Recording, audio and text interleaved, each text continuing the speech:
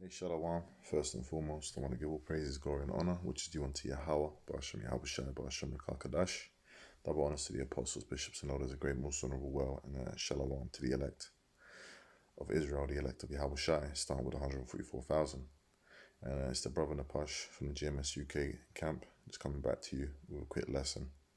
And yeah, man, I'm going to get straight into it. I had this article, right, from VOA News, and it says Turkey's BRICS bid ahead of Russia summit plays both sides, right? It says the BRIC, or Brazil, Russia, India, and China platform, was initiated by Russia in 2009 as an informal club to provide members with a conduit for challenging the world order dominated by the US and its Western allies. South Africa joined in 2010, making them BRICS, and since then you've had other countries that have joined them, such as Saudi Arabia. Okay, so it's like a economic kind of it's economically against, and really politically, militarily against NATO and its expansion, and America, which is this America is the country that spearheads NATO. Okay, the whore that rides the beast, if you will. Okay, because NATO is made up of well, the beast is made up of what? NATO and the EU countries. Okay, NATO and EU, and the ECC, and pretty much, we're in a time of great division. In Esau's kingdom, and this is all part of prophecy. The fact that Turkey is doing this is part of prophecy because it tells us in Ezekiel 38, which I'm going to read, Lord willing, that this would happen, man. So it's no surprise to us because it's part of prophecy. Right, it says, while analysts say Turkey's membership bid is more about playing both sides than challenging its Western allies, some also voice concerns that Ankara is moving away from the West.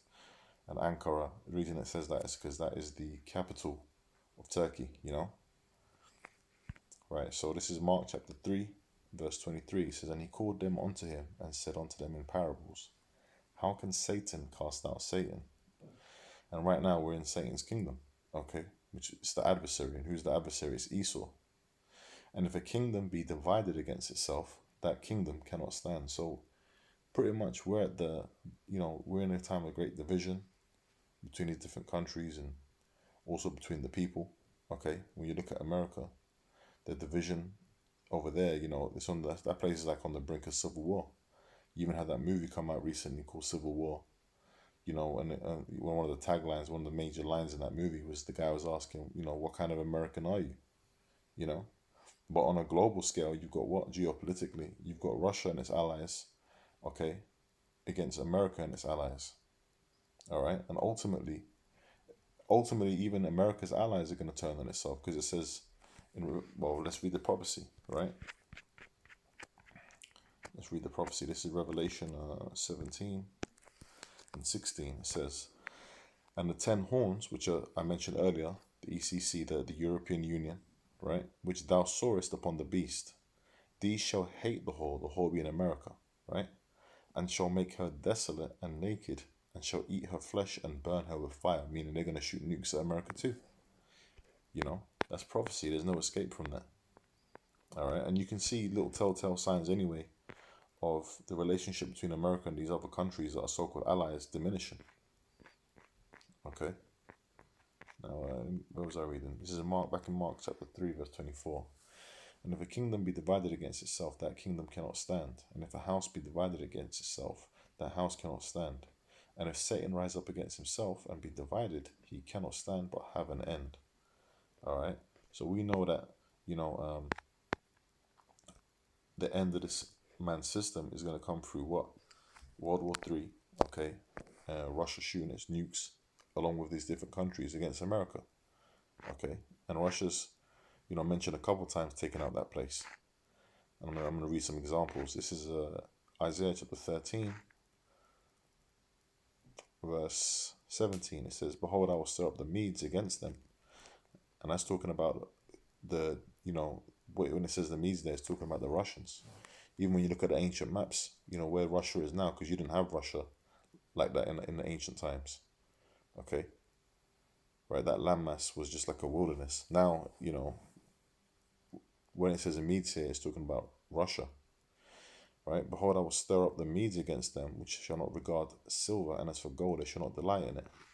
Their bows also shall dash the young men to pieces, and they shall have no pity on the fruit of the womb. Their eyes shall not spare children. And why is that? Because the nukes, when they fly, man, they're not. The nuke ain't gonna stop because there's a child there or there's a pregnant woman there. No, you know, it's indiscriminate, man. It's indiscriminate death. Okay, so that's what's coming to the land of America. Now I wanted to get another preset quickly. No, it's not going to be an exact phrase. Let me try partial. Okay, in that case, let me search bear in the New Testament.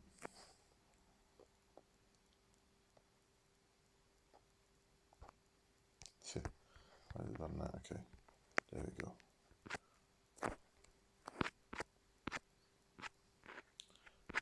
Now I know it's in Revelation. Revelation 13:2. And the beast which I saw was like unto a leopard, and his feet were as the feet of a bear, and his mouth as the mouth of a lion. And the dragon gave him his power and his seat and a great authority. Now, why was the feet of a bear? Because the end of this man's system is going to come by the way through Russia. Okay. And ultimately, the kingdom itself is going to be taken by Yahushua with the angels. All right. Because you're going to be having the nukes that are going to be flying, the thermonuclear destruction. And also the lasers, the fire that's going to come from the Lord's chariots, which are the so-called UFOs. Okay, that's basically what's coming to America, man. Right, so let's go from there to Ezekiel and read the prophecy that states that we know why we already knew this was going to happen. All right. This is Ezekiel chapter 38 from the top. It says, And the word of the Lord came unto me, saying, Son of man, set thy face against Gog, the land of Magog, the chief prince of Meshech and Tubal, and prophesy against him. And that's talking about Russia. And say, Thus saith the Lord power, Yahweh Shemel Shai. Behold, I am against thee, O Gog, the chief prince of Meshech and Tubal, and I'll turn thee back. Okay, remember the Lord said, we read in Isaiah 13 that the Lord was going to stir up the Medes. Okay, so how are they going to get stirred up? And I'll turn thee back. Why is the Lord going to turn them back? Turn them back into that Cold War, that USSR Federation spirit. Okay, and you can see Putin is moving like that, man. And put hooks into thy jaws, and I'll bring thee forth and all thine army, horses and horsemen, all of them clothed with all sorts of armor, even a great company with bucklers and shields, all of them handling swords. All right, because why? They got that. Even when you see their parades, you see them with the nukes out. You see their military convoys. Ultimately, the Lord is going to bring out the army. Okay, which is what's the Lord's army? Them nukes. Okay, and remember the scriptures also say the Lord is the Lord of hosts. Okay, the Lord controls all these armies, man. Right? It says Persia, which is what's modern day Persia, Iran. Okay, and Iran is a big ally of Russia, and hates America. Persia, Ethiopia, and Libya with them, all of them with shield and helmet. Gomer and all his bands. The house of Togarmah of the north quarters and all his bands, and many people with thee. So that's talking about Turkey. Okay, so Turkey's going to be there right along with Russia, man. Be thou prepared and prepare for thyself, thou and all thy company that thou art assembled unto thee, and be thou a guard unto them. All right, and that's what Russia does. Okay, even you had a deal with the anti-defense missile systems with Turkey, between Russia and Turkey. Okay, after that incident with the downing of the plane, since then their relations have gotten better and better, and and Erdogan has moved more and more away from the West. Okay, so that's what's going on. All right, and that's all according to prophecy. So we know that the end of this man's system, okay, is near, man, because you can see what's happening geopolitically if you're watching the news, if you're reading articles such as this. But we know that ultimately, before that comes, we're waiting for a major prophecy to come to pass, which is the prophecy of the mark of the beast. Okay, which right now we're in. You got Neuralink, you got Elon Musk pretty much putting it in people's brains. So we're in that time, right? And I'm going to read this and close out. This is Habakkuk chapter 2, Verse 2, it says, "And the Lord answered me and said, Write the vision and make it plain upon tables, that he may run that readeth it." And that's, the vision has been written, right? "For the vision is yet for an appointed time, but at the end it shall speak and not lie. Though it tarry, wait for it, because it will surely come, it will not tarry." Okay, so these prophecies are not tarrying, they're going to come to pass, man. And a major prophecy that we're waiting for that's going to come to pass is the Mark of the Beast prophecy, which is the RFID chip implant, where this devil is going to try and globally chip everyone. Okay. So, hey, just a quick one. Lord willing, it was edifying. And on to the next one. Shalom.